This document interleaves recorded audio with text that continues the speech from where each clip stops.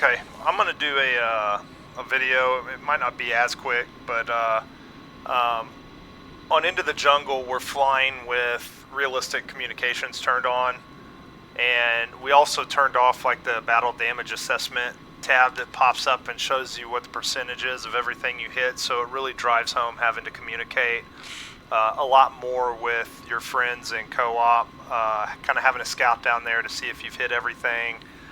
So on and so forth. So we won't get off on that, but what I want to do is, I've seen some comments, and of course you can change this back to easy communications in the mission editor if you want, but we just feel like there's value added and just another level of authenticity if you learn how to use the radios in these aircraft. I'm by far no expert at this stuff, but it's forced me to learn how to check my frequencies and channels and everything when flying with the guys, because there's been countless times where we've been on the wrong channel. You know, we think the mic's broken, and it always falls back on us not doing something right. So first and foremost, we fly with SRS. We'd love to use the DCS in-game push-to-talk system, their own comm system, but it's still broken for some reason and has some issues and hadn't been worked on, so we're sticking with SRS. So the first thing I would advise, if you're flying with SRS, if you hit left control, left shift, and escape by default, it's going to bring up this menu that you see in front. Now, if you hit left control, left shift, and escape one more time, this allows you to kind of move the cursor around and manipulate stuff down here. If you don't do it a second time, it kind of gives you an issue. So right now, if I hit the push to talk, I'm on intercom right now, right? So that's just Jester. If I push my secondary radio, you see I'm transmitting on the AM frequency there. So what I want to do, if I go down here, and we're going to start off in the F4. I guess I should have said that. We'll start off in Heebler's F4. So the first thing I always do when I get in the cockpit, I've already requested ground power. I'm going to go over here and turn to transmit receive guard. The team always operates on 251. Right now you can see it's on 250. I believe. Oh, I know why it's doing that. So it's actually... The reason it's showing 251 here is if you look down here, it's on preset, and these are your preset channels. So if I go to channel 2, it should change it. Okay, well, fuck me. I don't know why it's not doing it. But anyways, what I always do is go to manual, and then I make sure I'm on 251. The volume control for your radio here is going to be right here. If I hold that down, oh, you know what?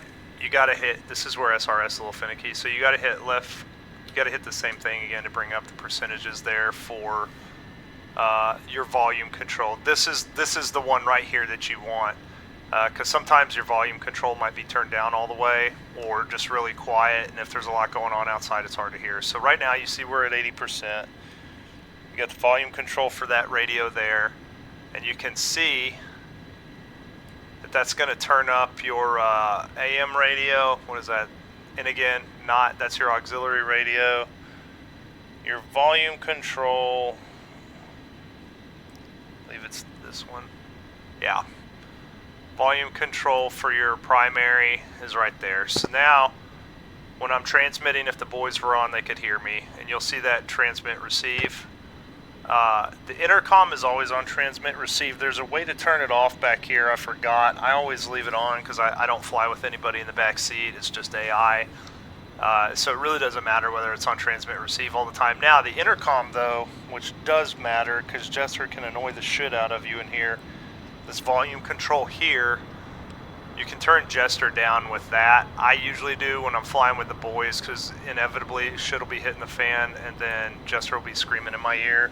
So I usually come back here and adjust the volume there on the F4. So that's the F4. And again, this overlay for SRS, anytime I feel like we're having trouble and we're not in the comms, I'll pull it up. So 1, 2, 3. Once you hit left control, left shift, and escape 3 times. This is the menu you want. Just hit it 2 more times, it makes it go away. Now, you're good to go. Okay, so we're in the F5. Obviously, updated version, right? Looks sweet. The F5 doesn't need ground power to start up, so what we're going to do is turn our battery on, our generators. Go ahead and flip your O2 on if you want. At this point, we're not going to mess with the startup. As you can see right now, and this is probably on me or Candy, we haven't defaulted this to 251. So again, jumping in here, you're not hearing the boys. You're going to turn your UHF on. I leave it on manual. And I'm going to switch it over to 251. Now, and just to prove my point, do what I always say I'm going to do. So you can see I'm on 251 now. Just transmitting on 251. Pretty sweet. We got the B-52s taken off over there, which is what you hear. So you can see if I go to 252, now it says 252 on there. So SRS is tracking really well with this. So volume control for your radio is going to be here, so you can turn it up. So that's how you're going to operate with the F5 if you choose to fly the F5. Very simple. Just got to make sure your battery's on, turn your radio on. In every aircraft, I've gotten in the habit when I'm in online with the boys, checking the radios, just making sure I'm turning them on and I'm on the right channel.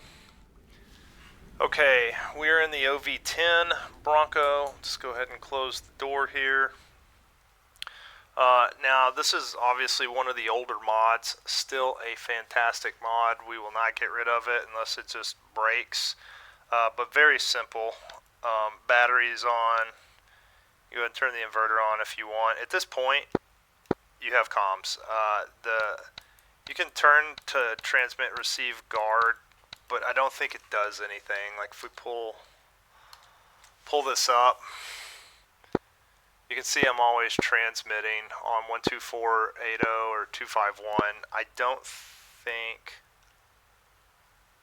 this was a simplified radio for this particular mod that came out, and I don't believe you can change the radio channels in here. It has to be done inside the mission editor, so you really only have 2 channels, and that's what it's set to. So not much here. Just turn the battery on, and you know, as long as you have your button bound, you're good to go. Okay, so I'm in the A4 again, older mod, but absolutely just badass, man. Love flying this plane.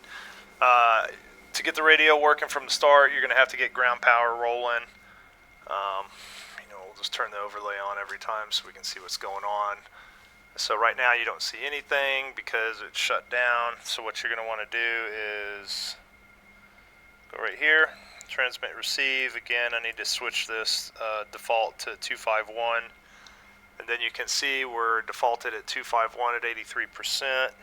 And here's your volume knob. Turn that all the way up. And now you're good to go. You can talk on here. What you just saw me do is I've bound the push to talk. Has on SRS you have COM1 and COM2 switches. In the A4, COM2 brings up that menu in case just when I need to interact with the F10 menu, so I'm not having to use the keyboard. That's all that is. And the crazy thing is, if I push in on that, I'm also transmitting and receiving on 251. It depends on how you bind this in the options. So COM1 doesn't bring that menu up, and I can transmit and receive on that. So that's, again, pretty simple and straightforward for the A4. Not hard at all. As long as you have ground power, you're good to rock and roll. We'll transition. I believe that's all the fixed wing. We did incorporate the C-130 mod, but we'll kind of go through that later. It's not going to be in this latest update, but we'll go through radio systems with that. Okay, now we're rolling over to obviously our fanboy favorite here. This one confuses a little people because you're going a lot more old school with the radio systems. So all you got to do is turn on the battery power. Obviously everything lights up, you see it. Now there's several things you got to do. The first thing I always do is go down here and turn on radios 1 and 2 because they're off by default. Turn the volume up. I'll show you why here in a minute. And then by default you're on channel 1. That's your intercom, channel 1. So I'm switching to channel 2. Now channel 1 and channel 2, bring up the overlay here. Channel 1, you've got your intercom set at 99%, 99.5%, then your FM and UHF look like they're turned off, right? Well, it's accurate. These are on right here. What you need to do is turn them on there. Now, this is defaulted to 251, that's how we want it, so you don't have to always change the channel. As you can see, this is what threw us off a lot, and a lot of people who started flying the Cayuse, they're like, I have the radio turned on, I can't hear shit. And if you bring this overlay up, anytime you have problems, I can't stress, you're gonna typically see right where the problem is. So right now, volume's not turned up. On the FM, it is very, very small. It's this little knob here, and I just left click, hold on it, and rotate it. And usually if I'm holding on to it right now, you can keep rotating and to see where you're at, or you can just kind of hover the mouse over it and mouse wheel up. But same with this one. Volume knob's a lot bigger. Turn it up. There you go. Now you see it says 99.5%, and you're pushing this all the way, and you're like, well, it should be turned on all the way. Boom. This right here is going to be your master volume. So you got to remember, if you don't have those if that master volume turned all the way up, but you've turned these all the way up, it's going to throw you off. So now, that's the COM2 button's my intercom. But there you go. So I'm transmitting on 251 right now. Now let's say you want, for some reason, you want to switch over to your FM. So that's UHF. I messed up and I called this FM a minute ago. But if you want to switch back over to FM, you just go back to channel 1. Now you're transmitting on channel 1. We typically stay on 2. But yep. That's it for the Cayuse, easy day, again, not too difficult. Okay, so here's where I see a lot of people struggle, because the Huey, I would probably say out of any, maybe next to the CH-47, it just has a lot of options. So you've got the ARC 131, the 51 Bravo X-ray, and the 134. So what you need to do first, again, standard procedure for me, get the battery on, shut the alarm off. Everything looks good, right? Reset. So right now I'm wanting to get on the comms with the guys right away. So I'm going to go to transmit receive. I'm on 251. And then it starts right here. There's intercom, channel 1, channel 2. So now I'm on channel 2. All these are on. You can turn off this one if you want to.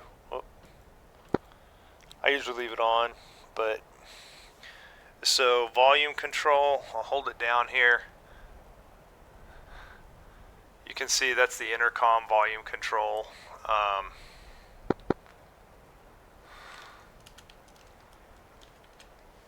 So right now it's showing 251's at 100%, your FM's at 100%, and AM's at 100%. Right now, I'm transmitting on 251. Why? Because I'm on channel 2. There's a weird bug in the Huey. I didn't even bother telling ED about it because I might as well ask for a tinted visor.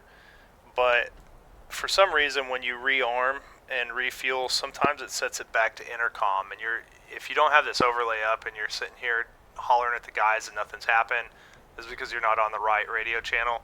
Just make sure before takeoff, after you've rearmed and refueled, you're ready to roll. Validate that you're on the right comm. So comm 1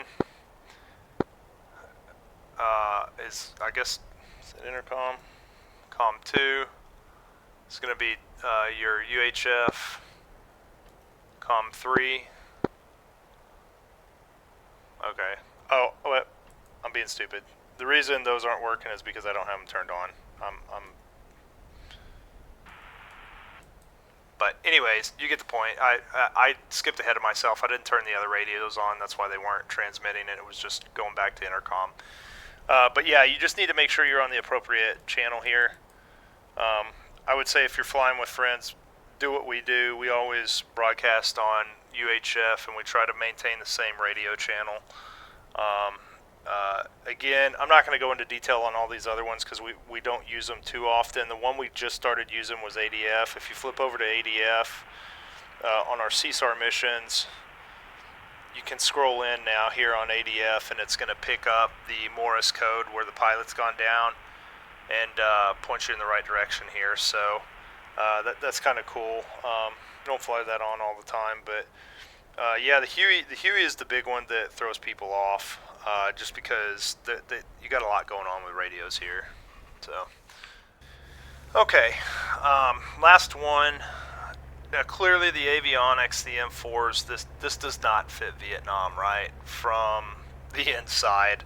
The main reason we have the Kiowa in here, if you jump to the outside, the Kiowa was originally the first scout in Vietnam, I believe, before the Cayuse came along. And the main reason we put this in here is because this is a fantastic module, and we pulled off pretty close to what it would have looked like during Vietnam. Now, it didn't have 4 blades, it had 2 blades, it didn't have all the cool guy shit inside, but it's still a great module, and we left it in here for those of you who like to fly it. If you want to kind of trim the authenticity off a little bit, throw maybe some rockets or a 50 on here, we didn't want to not have it in here. So I would say on a scale of comms, and see if I can remember how to do this because it's been a while. Turn the batteries on. Now with this one, if I remember correctly, you had to crank it up real quick. Of course, I'm ready for...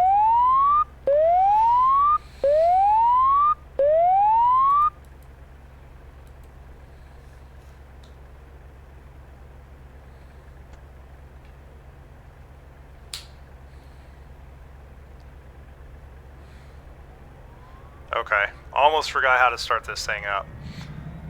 It's been that long, but if you leave the power on, and Casmo and crew who have actually flown this will destroy me on what I'm telling y'all, but if I remember correctly, when you turn this thing on, if you leave it turned on and you don't crank the engine, it'll, I don't know what it does, it drains battery, burns it out, I don't know, but so typically what I do, this is the only helicopter, I'll typically go in and just align the navigation system, get the engine spun up, and then start addressing comms. Now, with I haven't seen anybody flying the Kiowa on our mission yet,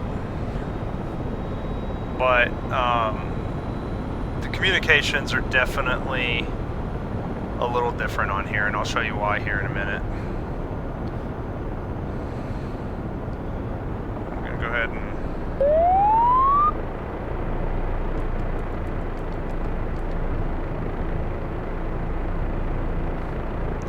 okay. Fuel boost on.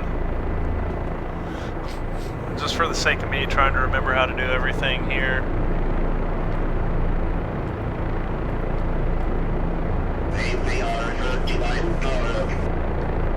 We don't have IR jammer. Yeah, we don't need to mess with that. Alright. Okay. So behind the collective here. Now, again, bring it up here. So you got your FM1, UHF, VHF, FM2, which essentially are going to be all your comms down here. So what I usually do is I go in here, I turn all these up, make sure they're all turned up. You go back up here, you can see again 93.5 on everything, right? You have that master volume knob. Now they're all at 100. Somewhere the intercom's turned down. I think it's this right here, actually. Yeah, there you go. So center is your intercom. I do use that one in this when Candy and I, or Zipper and I, are flying. So now we're good to go. Now we can screw with the comms. Now, I have all this bound Well, I say that.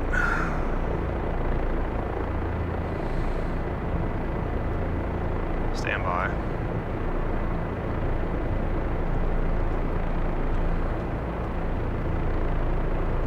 Okay, well, I did have all this bound. Clearly I'd... Alright, on the go.